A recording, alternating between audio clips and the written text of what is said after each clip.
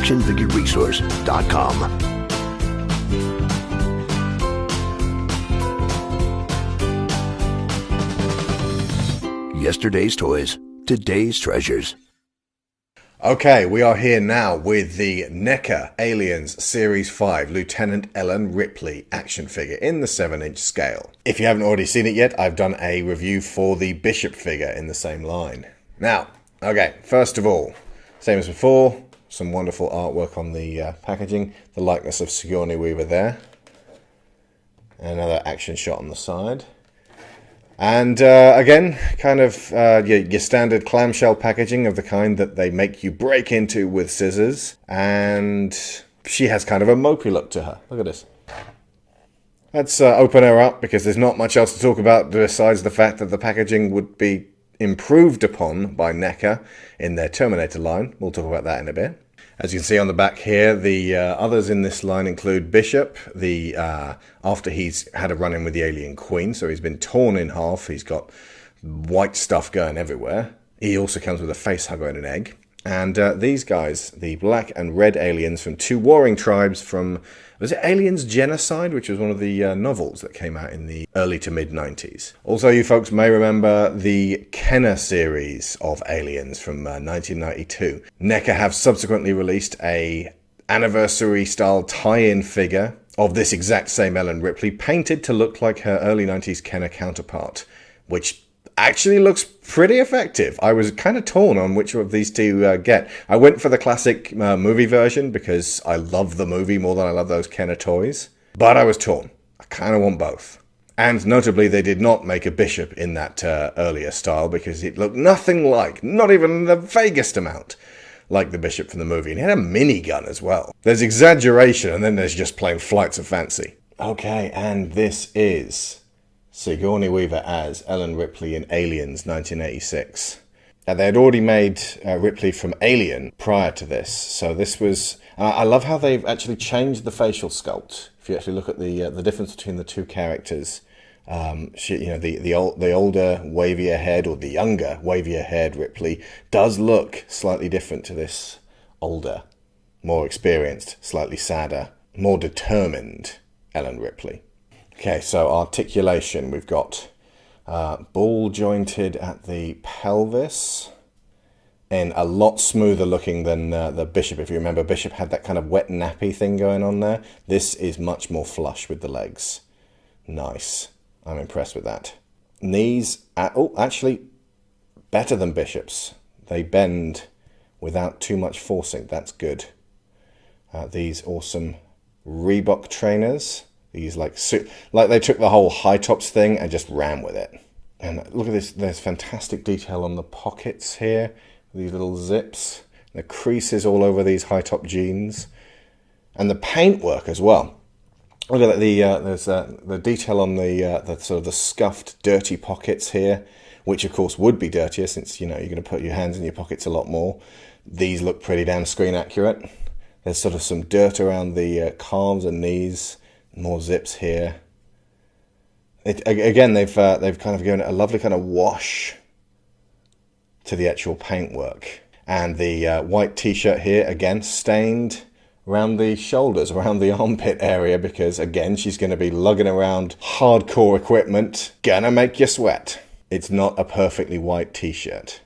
Lovely detailed bandolier here of flares, these actually were. And again, there's this the texture on the ammo belts here. That's fantastic. Love that detail. And the creasing on the... again, they've stuck with the proportions of Sigourney Weaver. They haven't exaggerated her and given her great big honkers. She is Sigourney Weaver. And the head, once you tilt it up a little bit more, looks more determined. And, actually, the articulation on the waist allows her to have a bit more of an upright stance. That's good. Slightly wider here allows her to be a bit more confident. Look at that. Okay, just going to lower the camera. There we go. Standing confident. Oh, there you go. Not even any prompting from me. Just standing. That's great. There's that detail on the watch there. And oof, great big splot of sweat just on the collar there. Again, screen accurate. And her hair, again, there's some lovely texture on that. I don't know if I can, I'll take some high-res photos for you.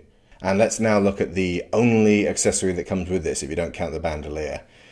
And that is her pulse rifle flamethrower combo, which again is something else. The scuffing and metallic, just the tiny little chips and nicks all over the pulse rifle make it really look worn and used. And the accurate khaki and dark green of the flamethrower. This is a weapon that, I mean, when you're a kid, for some reason you want a pulse rifle. I don't know what you're going to do with a pulse rifle, but I wanted one. Now we finally have one. That's fantastic. Specifically in this combo. Okay, let's see if I can arrange it on her. It's a little bit tricky to get on. You have to tilt her arm up, bend it, and then just, it slides gently over that and over the shoulders. Otherwise it feels like you're putting a little bit too much strain on this little strap at the back here. And now it's properly on. Look at that, slung on. Now this is important. I've slung it on and I'm trying to get it into her hand, but it's a little bit of, it's not quite long enough to slip in there. I don't think she can hold it whilst it's slung over her shoulder. I may have to unsling it and then get her to hold it. Okay, so this is Ripley holding the pulse rifle flamethrower combo, but the strap is not around her neck, so what we're looking at is this kind of weird, like it's being flung forward, like it's this really dynamic kind of, and it's sort of hanging in the air, but it doesn't look natural. I may have to have a bit of a play around with this one. I mean, it looks badass, no denying that. And fantastic posability on the arms.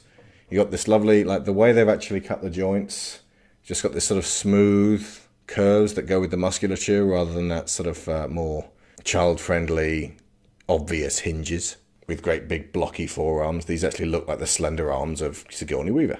Okay, I've done a bit more playing around with it, and I really don't think I can get this sling over the shoulder. I can get it so that it's over the shoulder and it's slung, but I can't get her to hold it while it's over the shoulder. It's her arm is a little bit too long to fit that, or this sling is a little bit too short.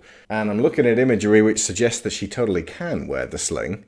So I'll have a bit more of a play around with it, and obviously your mileage may vary. You may be able to get it onto her neatly, but looking at the figure itself, this is a character that I've wanted to see accurately portrayed and displayed for a long time. Basically, since I first got the Alien figure and thought, from Kenner that is, and thought, that's not entirely movie accurate. They couldn't get her facial sculpt. They couldn't get, she's using this enormous, it was called a turbo torch. It took ages for there to even just be a pulse rifle on one of those figures. They eventually packaged it with Vasquez. But yeah, the actual, I mean, I don't think I could actually ask for much more or different of a Ripley figure. Possibly a detachable and reattachable sling to make sure that this wasn't going to really be a problem. I don't think I'm even going to take that many points off for that, though.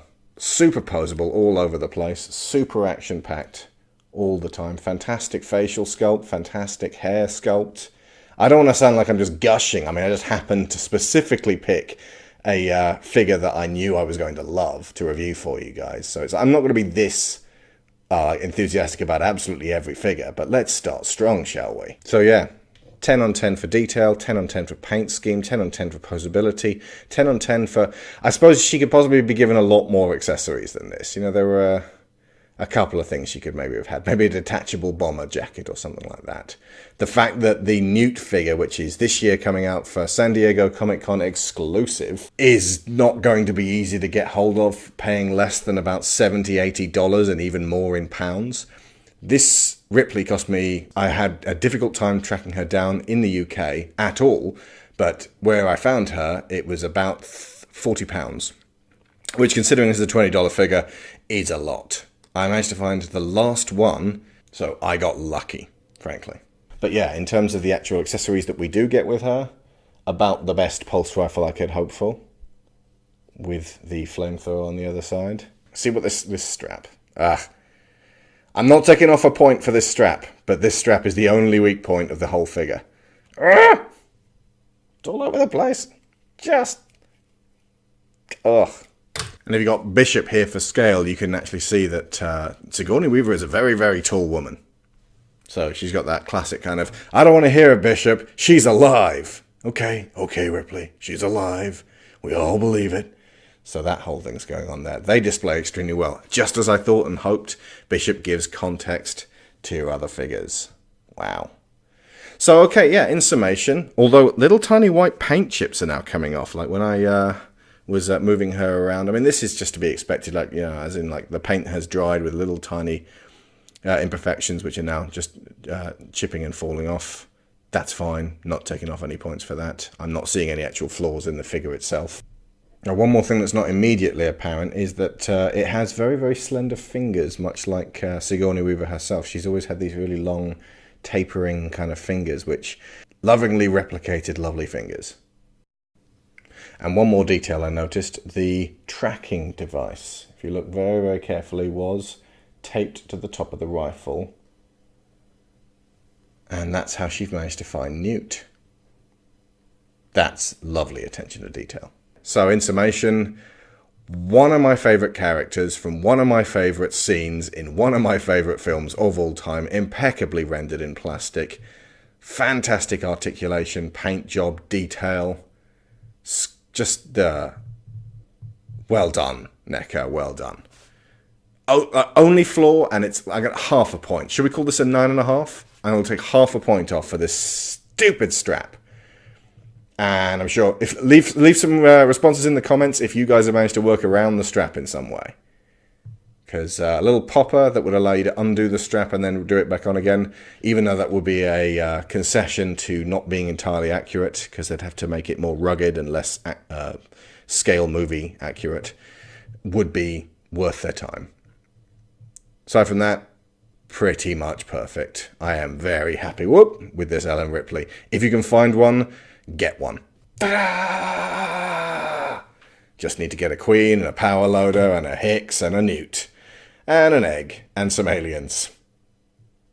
The search continues. So yeah, Ellen Ripley, first class.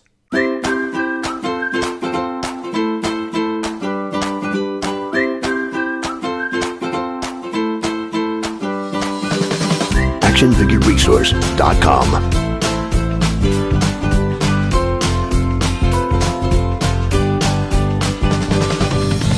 Yesterday's toys, today's treasures.